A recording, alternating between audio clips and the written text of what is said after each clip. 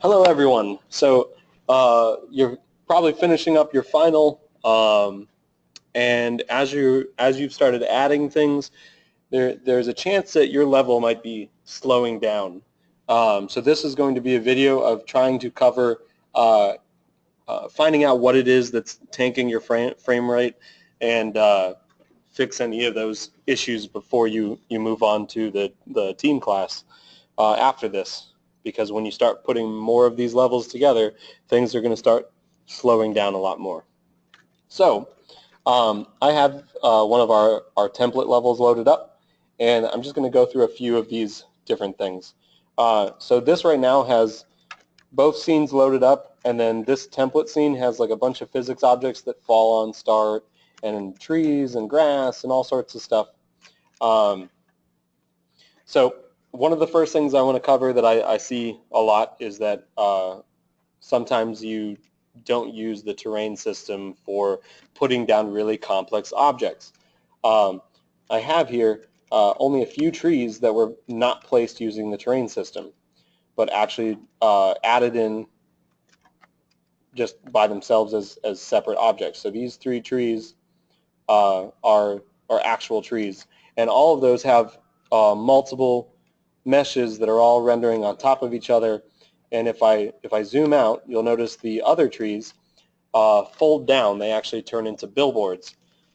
This is how the terrain system renders so many detailed objects from a distance. If you use actual trees everywhere and perhaps place grass that has alpha and stuff, that's going to cause a lot of overhead on the rendering system to where it's going to drag your level down. So if you have any complex trees or anything that you're using, don't add them as separate objects, but use the terrain system instead to paint trees wherever you need them. So if I wanted trees there, I could put trees down, and these trees will work with the system. If I zoom out, they will billboard. So that's one of the things to look at while you're working. Another thing is if you have grass, but you decided to flood it, let's say. So this more grass like that.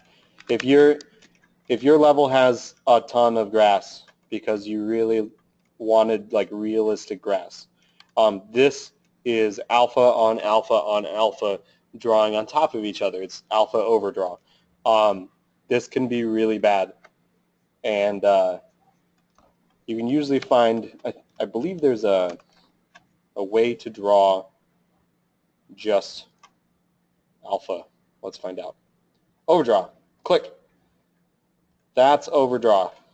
So anywhere that it is bright yellow is alpha on alpha on alpha, and that is tons and tons of render calls trying to make that grass look right. Now you can on terrain try to bring down the amount of detail that you show by turning down detail distance, but then you're getting that weird like only grass exists next to you stuff. So like only where I am do I see grass, and if I move forward, grass appears next to me. And if that's really what you want, then that's fine. But it's better to just use grass sparingly rather than overload your terrain because you're hoping everyone has the same caliber of computer that you're using. Or maybe you hope that they have better ones. So that's overdraw. Not sure what I had that at, but that's good enough. It still, pops in as I go away. Let's move that. Okay, cool. So the next thing I want to show is as the game is running, you can check what's happening in the background. There's something called the profiler. So I pull up the profiler. In here, if the game is running, which I'll run in a second, I'll be able to see where the GPU, the memory, everything is being hit and what things are actually doing the most damage. So if I hit play and the window goes away, come back, window, profiler. All right. So here's the profiler. As we can see, rendering is very heavy. That's the green at the top. The next biggest hit is scripts. So whenever you see scripts up there, chances are your update calls on every script are happening every frame, and you're not stopping them from doing different if statement checks or running something that only needed to happen once, that sort of thing. So it's good to be aware of any scripts that you do have that have update happening. You can actually see down here in the overview. Camera render is at the top. Behavior update is at the bottom. So every time that the behaviors run update, that's causing that next biggest hitch. And then after that, it's physics. Physics is usually going to be heavier than like a script or something. And it's real low right now because I'm not doing any major physics simulations. What's after that? We've got so scripts is down here now. There's an other garbage collector. You can click on here to find out at any frame, at any point, what was the most, so you can get a better idea of what's happening. If I pop open behavior update, you'll see minimap updates at the top, some of the ASCORE stuff that we gave you, the transition systems update, torchlight, setup volumes. If I go even lower, I can find some other things. But the major ones, one of the major ones is the minimap. The reason why the minimap is one of the biggest things is that you have technically two drawings at the same time. You're drawing the scene and you're drawing the minimap. The minimap is its own camera.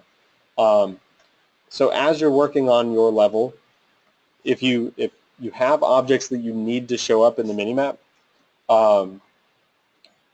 you can tag them as certain things or use layers to separate what is going to show and what is not. By default, we collect all level blocking meshes and mark them as these are going to be shown, but chances are you have other assets and stuff that you're just using as decoration that you don't want to show in the map. So you can actually select those objects and change what it's being drawn under. So if I add a cube here and change the layer, we have things like map icon, LBM, that sort of thing. Under the minimap, see if I can find it real quick. ASCORE map, minimap camera. So minimap camera has a culling mask that only draws LBM and map icon. So if you mark anything as LBM or map icon, they're going to show up on the minimap. If you don't mark them as that, it's not going to draw. However, the minimap also is the same as the main camera, as they both benefit from occlusion culling. So the less things that you are drawing, period, the better. So I'm going to go ahead and do that real quick. All right. So you have a level that you've built, but not every piece of this level has a moving part. If there are parts of your level that you have a lot of non-moving parts, like this is a 3-story building, you can actually find those pieces. So I've got like lights, level blocking meshes, all sorts of stuff. This set of level blocking meshes up here at the top, there's a little box that says static. Under that, you can mark things such as nothing, everything, light map static, occluder static, batching static, navigation static, occludey static, off-mesh link generation, and reflection probe static. The main two ones to save you time is occludey static and occluder static, which means that it can hide things behind it, and it can also be hidden. If things are marked as occluder and occludey, you can then set up a you can do a pass for occlusion culling. So in window, down here at the bottom, there's something that says occlusion culling. And then in here, you can actually bake occlusion data. And then you can see a visualization of what it would look like. So I'm going to bake. And then there's some different settings for it that you can see. And so if I set my template area as active, Just going to finish up this real quick. Possibly. Oh, there it goes.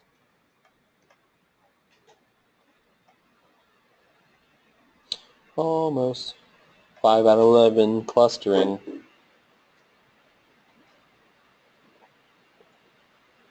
This is just baking lighting.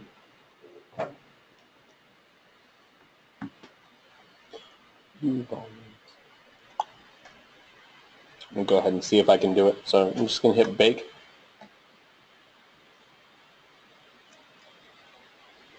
And if we go to visualization, oh, there we go. So these are the boxes for occlusion culling. So whenever the camera looks at these areas, certain ones are going to draw and certain ones are not, based on what side of the camera it's on. If I turn on visualization, which after it's done baking, we'll see, only the things in front of the camera will show. There we go. So that's all the player can see. And we've just reduced the amount of drawing for both cameras. If I then take, I'm going to pull the game window off screen and play the game, but show the level from where I'm walking, so you guys can see the difference. So I'm going to pull game window off. Over here, leave this up. That's currently in the view of the player. So, right, set active. Okay, and not maximize and play. All right. So as the player, if I turn, it changes what I'm actually viewing. If certain things are in front of other things, it then turns off those different pieces and parts. Then if I run forward into the level, you'll see behind me things start going away. It's changing what zone I'm in and what things are being drawn. This drastically reduces the amount of objects that the cameras are showing, and it's going to heavily speed up everything in your level. The problem is that you have to determine what are all the non-moving parts, and you probably have a lot of parts that you're then going to have to go through and mark to make sure that they are done in this manner. You can bake an occlusion culling pass and see if it starts helping you anyways, but if you actually mark things, it helps out with just how it actually generates the cages and whatnot. But it's a really major piece of the puzzle, and it should help out a lot. One of the last things is going to be changing the view distance of the camera. So the camera's already been set back a bit. Whenever you play like old game systems, you'll notice that your view cuts off at a certain point, and then they just put a lot of fog over it, so you don't see things popping in. Depending on how big your levels are, you may want to tweak the actual view distance of the camera. So if I go into the player character, and there's Asgore camera, and then under that, let's see. So right now, there's the what the camera can see from where I am. So that's the distance that I can see anything in the world, and then it cuts off at a certain point. If I then take the camera, let's see, not there, here. It has, the far distance is set to 200. If I bring the far distance in, you'll see that it starts coming back, and it gets smaller and smaller. And now if I go over to occlusion, I'm only showing that distance. So now I've even further reduced the amount of things that I'm drawing. But now in the distance, things are going to pop in as I'm moving. But if it's so covered, it may not be noticeable at all. So those are things that you can tweak and change to get things running at a much quicker pace. So that's all I really have for different ways to speed up your projects. It may seem like not a lot, but when you actually do those steps, you're going to see a drastic improvement of all of the different systems, gameplay, etc., and you should be able to get your entire team level into the same project and working the way that they're supposed to. So cool. Thanks.